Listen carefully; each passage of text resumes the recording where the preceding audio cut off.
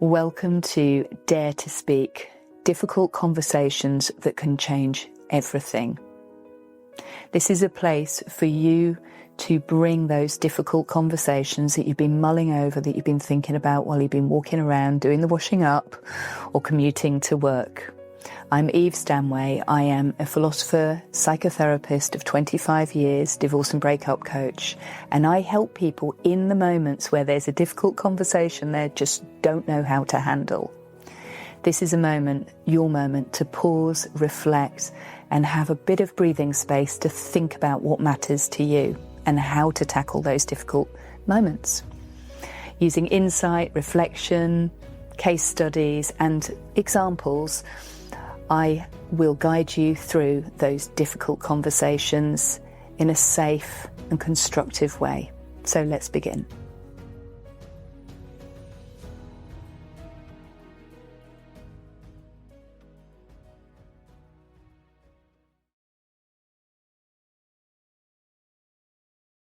Hello, welcome to Dare to Speak, difficult conversations that change everything. So, you're lying in bed in the middle of the night. You were asleep and you woke up and you have a conversation going round and round in your head. That conversation can often relate to unresolved conflict with an ex, a partner, a spouse, a child, an adult child, a friend, a colleague at work. And in those moments of those spiraling thoughts, we can be stuck in a situation where we can feel like we need the other person to give us something that will set us free from that thought, that spiraling thought, that hamster wheel. And that's what I want to talk about in today's episode of Dare to Speak, difficult conversations that change everything. The unresolved conversation, the one where we don't get the answers that we need, when we don't maybe get acknowledgement, we don't get an apology, we don't get any kind of closure on that conversation. These can be some of the most devastating conversations that we can have. And it's really important to be able to recognize them, because all of us have experienced this from time to time. It could have been an argument where we feel we were treated unfairly. It could be a situation where we weren't given the opportunity to speak, to say what we wanted to say or what we thought or what we believed. And we feel closed out. Perhaps the other person has said, well, I don't want to speak about it anymore. Or, well, we've discussed it enough. Or why can't you just move on? Why do you keep needing to raise it? Why do you keep going back to it? Why can't you let it go? The problem with you, you're like a dog with a bone. You won't let it go. So what can happen is our need to have an answer can be met with the other person's. Perhaps it's their frustration. Perhaps it's their straightforward unwillingness to give us closure. Perhaps it's because they don't have the answers. So I want to talk a little bit about what's happening psychologically in this situation. And there are so many different scenarios where this can happen. So I don't expect my explanation to hit every single circumstance. But what I do want to talk is what is happening underneath this kind of dynamic. So say I feel like I've been misunderstood or misrepresented by somebody. Perhaps I said that I would show up at 2 p.m. in the afternoon and I didn't get there till 3 p.m. And the person that I was meeting, instead of hearing why I was late, what the reasons were, they instead say, well, the trouble with you is you are always late. You are never anywhere on time. And you want to say, well, I am sometimes on time, and there was a reason why I was late on this occasion. And I don't feel that it's fair to say that I'm always late. Sometimes I am late, like we all are, but sometimes I'm on time.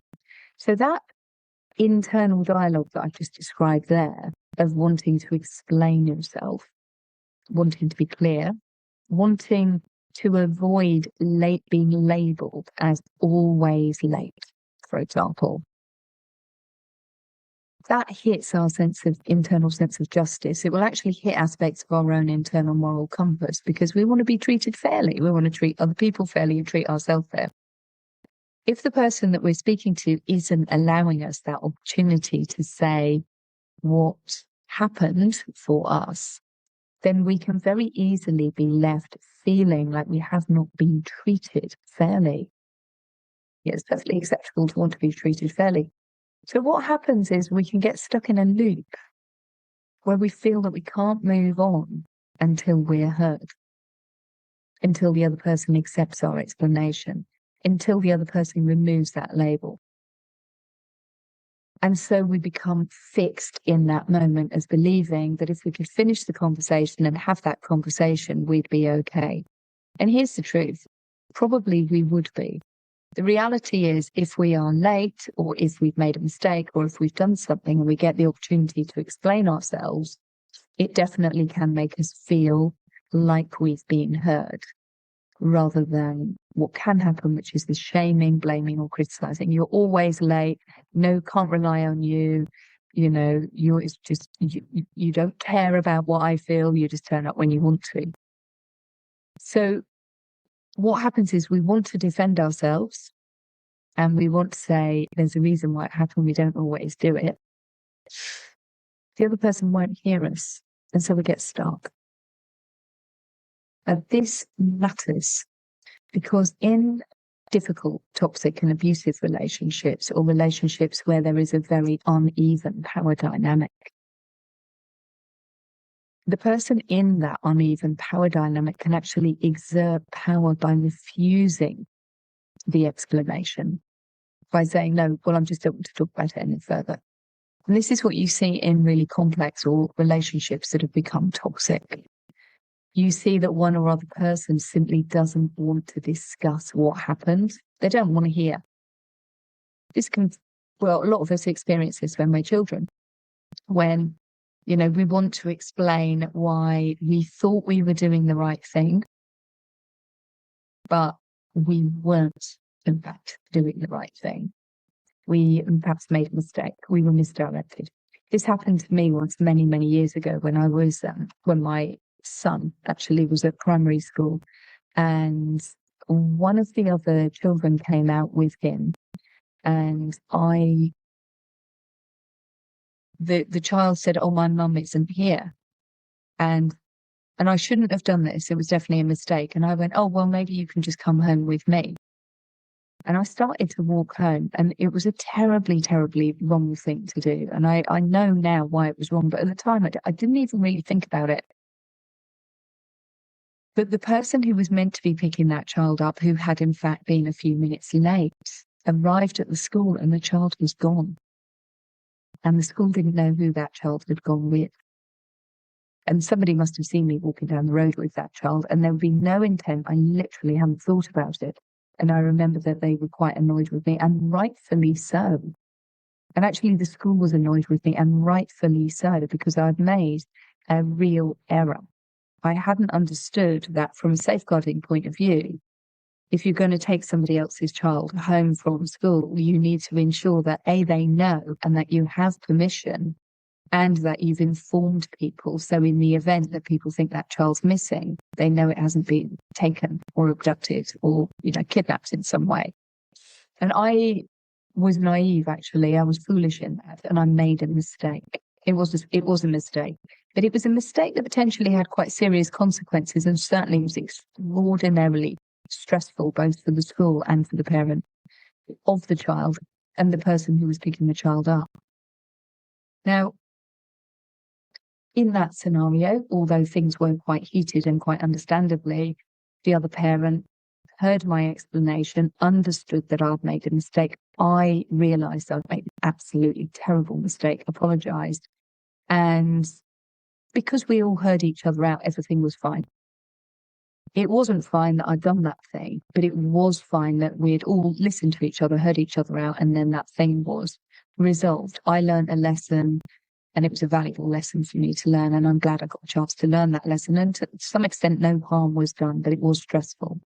So that would be an example of somebody where we make a mistake, And the other person, whilst they might be very heated in the moment, does give us the opportunity to explain ourselves, and we don't get characterized forever as being something wrong. We simply get that we made a mistake. In a controlling or a difficult or a toxic dynamic, the opportunity to be heard and the opportunity to say what happened and genuinely apologize and learn from that mistake can sometimes not happen. In childhood, we might have a parent who is stressed or exasperated or really, really, really under pressure. And that parent simply doesn't have the time to sit and listen to why we made the mistake. The parent of that child might shut that child down. We've all done it. I know I've done this. Well, I just can't hear it. You just need to behave better. Don't do that type of thing in future. Well, you know it's the wrong thing. You can't believe you did it. All of us have got the habit of doing that, partly because that's what we learn how to do. But it leads to a compulsion to need to explain why we did something or what we mean, or a compulsion to hear what the other person has to say. I want to know what it is that you did. I want you to be accountable. I want you to be able to say sorry for what you did. I want those things because those are the things, and here's a really crucial part of this, that make you feel safe that they won't do it again. Because here's the thing, if somebody is accountable, like I was when I made that mistake, and acknowledges what they did wrong and apologizes and learns the lesson from it, then like me, I'd never make that mistake again. Never in a million years. But without the accountability, without the understanding of the consequences, and without the ability to repair the relationship, what can happen is damage happens, and it goes on and on. So in a relationship where we can't explain ourselves, damage is going to happen in that relationship. In toxic and difficult and abusive relationships, very often one of the levers of control are not hearing the other person when they say they've made a mistake, shutting down a conversation before it's ended, which can lead to circular worry thoughts, where we run the conversation over again and again in our head because we haven't been given a chance to say what we needed to say, and we haven't had a chance to hear what we needed to hear. So the question is this always true of all difficult conversations where we have spiraling thoughts? Well, the reality is sometimes it isn't. So I was on a podcast recently talking to Alex Croxford. She's a specialist in dealing with people who have affairs, especially women who have affairs and the kind of recovery from that. And one of the things that we were having a discussion about is whether it's a good idea when there's an affair for somebody to just ask for endless amounts of detail, and why that might, in that situation, be the kind of conversation where the person who wants to know why they're cheated on has definitely got these spiraling thoughts. But actually, in that situation, it might not be helpful to get endless answers. And that's partly in that particular situation because the endless answers aren't dealing with any kind of repair or resolution. And often, actually, when there is unfair or infidelity or betrayal, the person doing it often actually doesn't really know why they did it. So we can be asking for an answer that the person doesn't actually know that they have. So what do we do with the conversations that we don't get to finish? It's really complicated.